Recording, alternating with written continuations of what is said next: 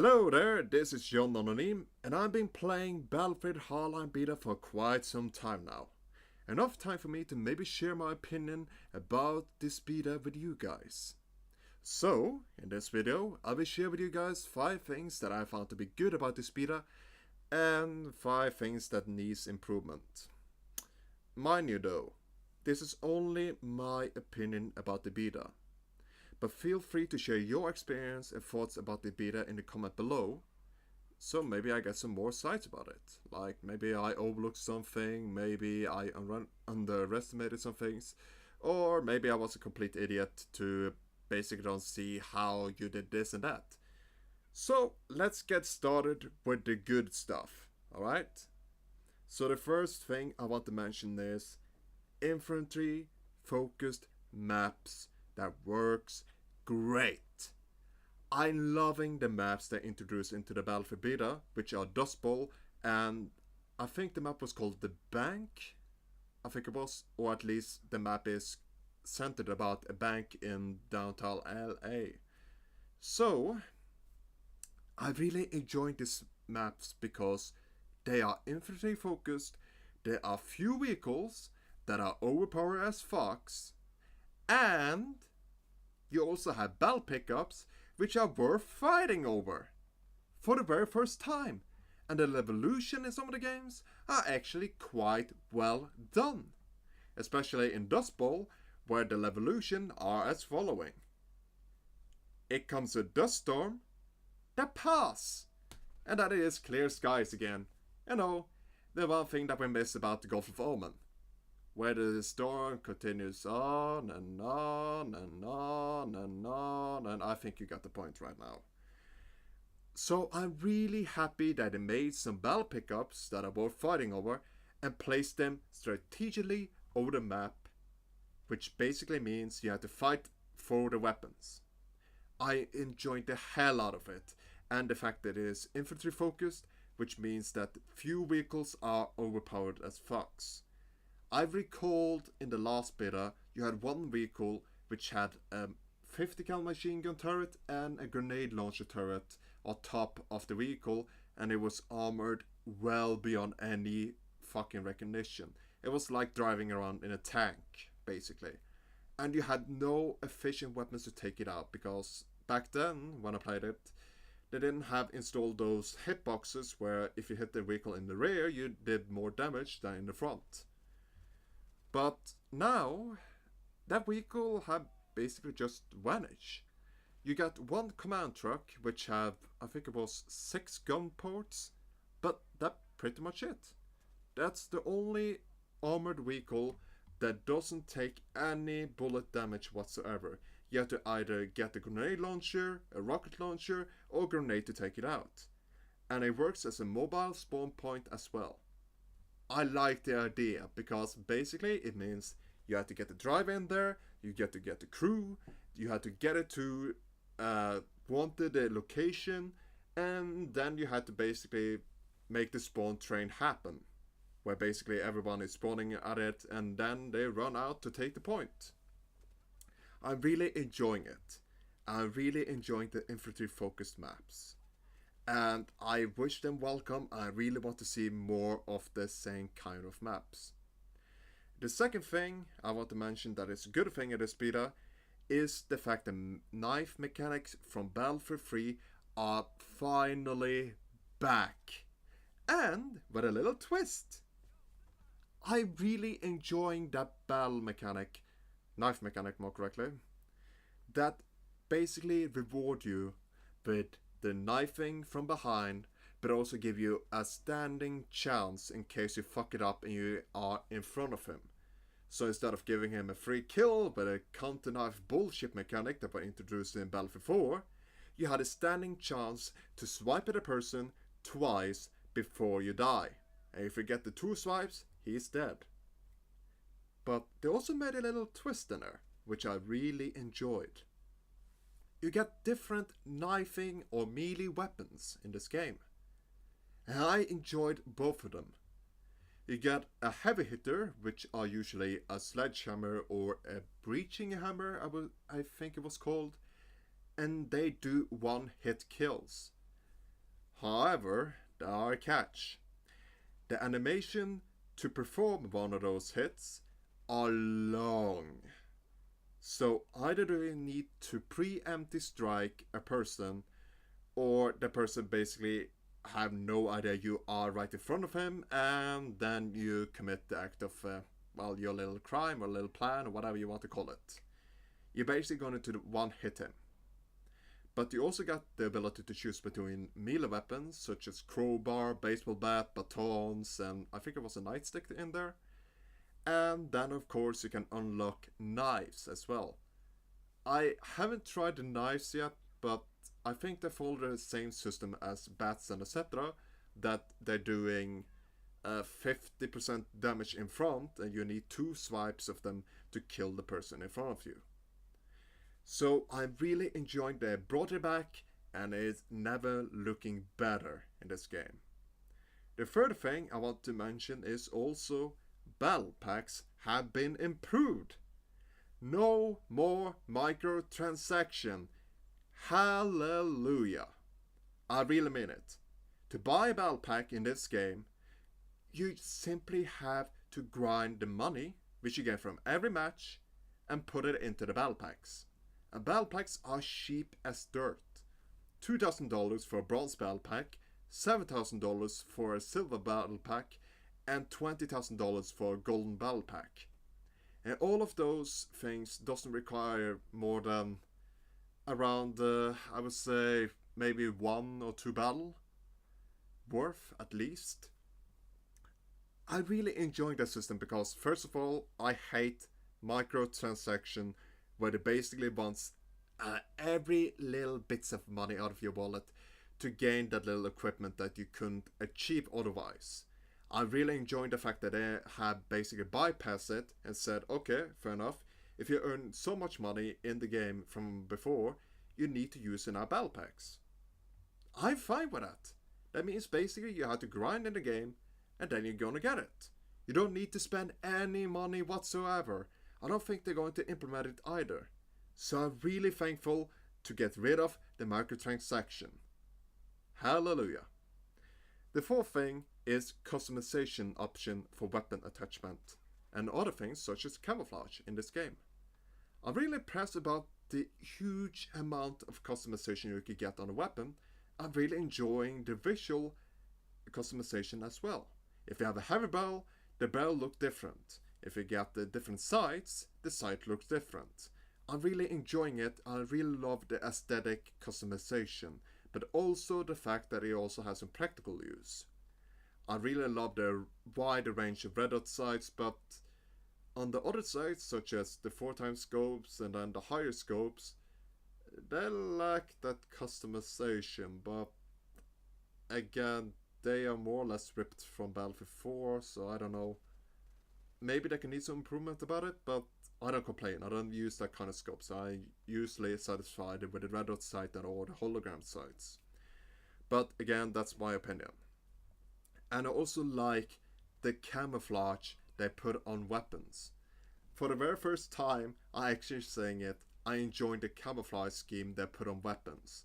Especially since you can also choose between ordinary camouflage such as black, grey, I think it was desert camouflage there as well, but also other camouflage which you recognize from maybe Battlefield 4, such as different kind of camouflage within each section, like digital camo in all sort of terrain. And as a little bonus, they also added in plated weapons, which include bronze plated weapons, silver plated weapons, and gold plated weapons. And to be honest, I really enjoyed the hell out of my silver plated M60A3 weapon. I mean, it just reminds me so much about that good old game Black. After you completed the game, you were rewarded with silver plated weapons. And if I remember correctly, they also did more damage, but that's another story.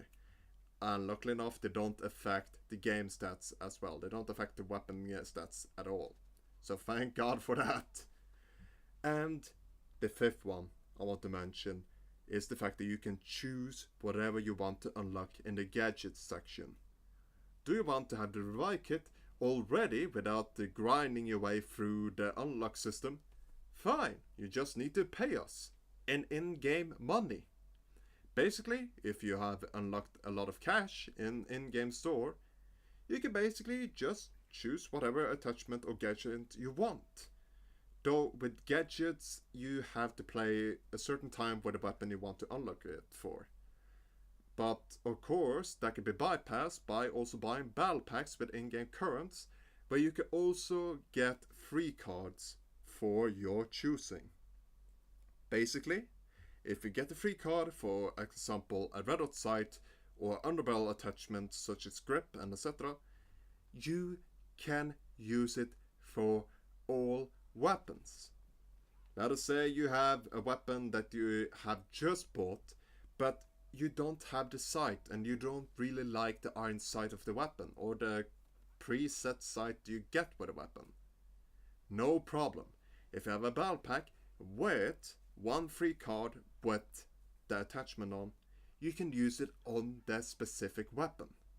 I'm really enjoying that system because basically it means grinding for the weapon will be much more easily and comfortable without pain and agony behind it. I am enjoying the hell out of that customization option. And also, I really enjoy the fact that you can also have the revive kit already from the get-go if you have enough money for it. I enjoy the hell out of it because that is the thing I want to have in my kit. I want to have the map pack and I also want to have the revival kit as well. But again, that's my opinion. And I think I covered what I really liked about this game. But however, when there's good thing to say about this game, there's also bad thing that needs to be mentioned.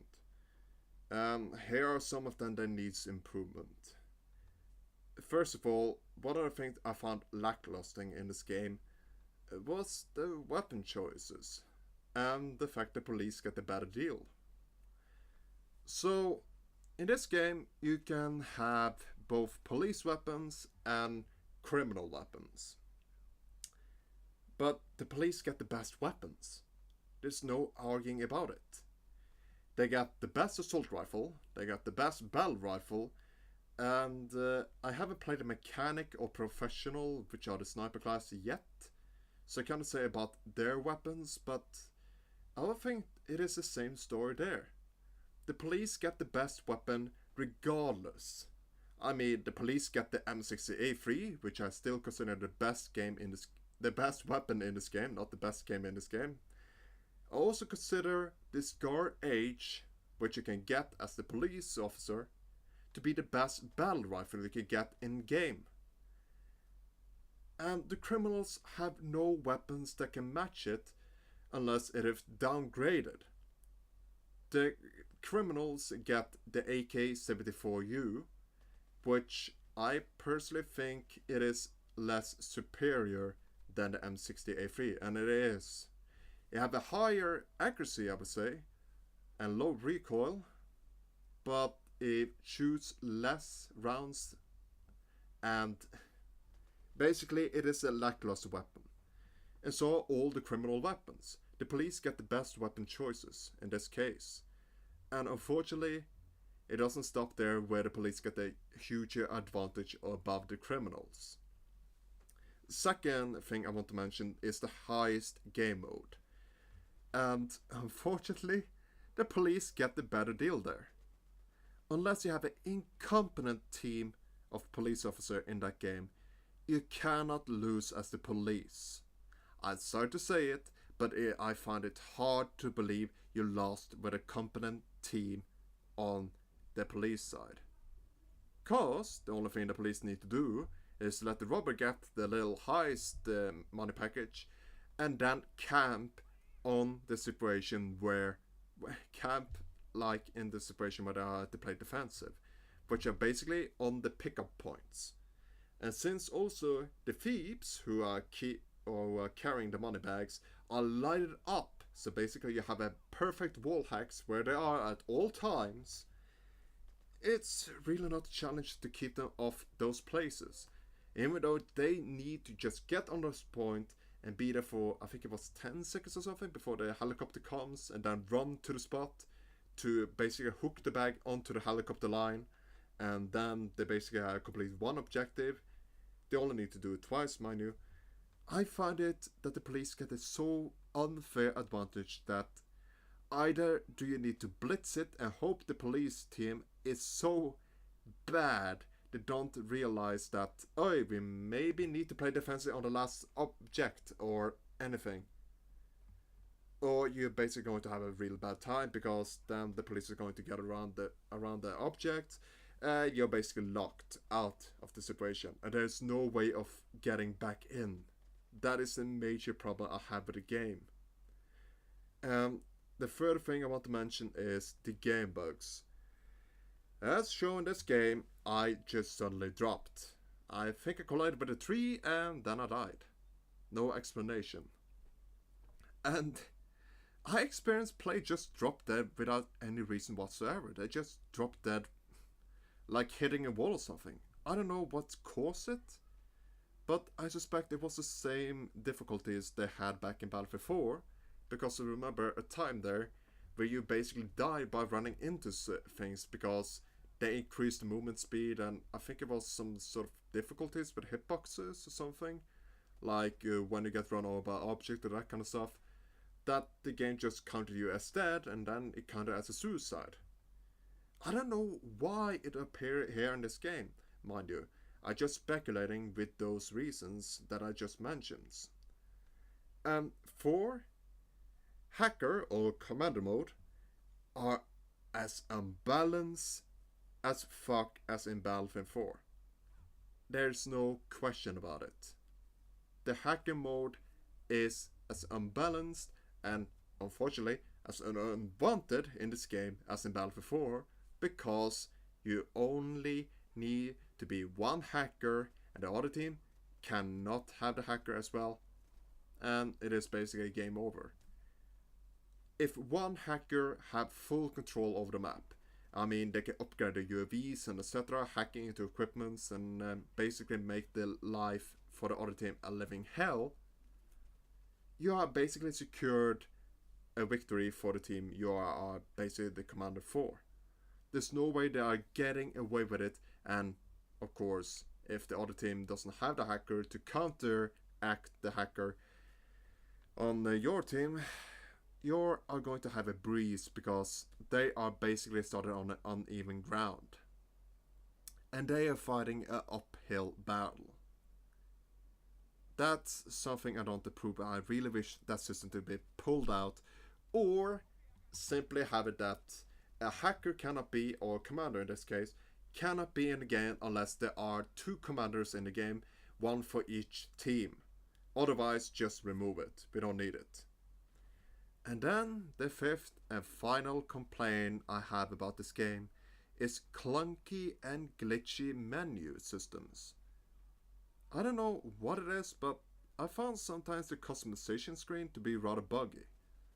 As an example, I have unlocked the G70C, the pistol, and I don't like the improved iron sight on the weapon. And there's an option there where you can remove it. So every time I have to go in, remove it, and then I spawn in a world just to realize, oh shit, it's still on a weapon, what the fuck? And man, I experienced so much glitchiness with the system or the menu screens on the customization screen where you select classes that I don't know where to start to begin. It feels clunky, it feels unresponding to your actions, and it basically needs to be fixed. And also, as a little sub note, I know there are some vehicle customization because I have seen it on the screen where you can have apparently better armor or something like that. Where the fuck do you go in to customize those vehicle specific customization options? I haven't found them yet, and that's actually a little bit scary because that means either how to just completely remove it or it's so hidden I cannot find it, even if I tried. So I hope this little video may have enlightened you about my opinion about this game, and hopefully you guys find some well, interesting facts about the game. Maybe you agree with me, or maybe you even disagree. So, again, feel free to comment about your opinion, your experience, and as always, I will see you guys next time.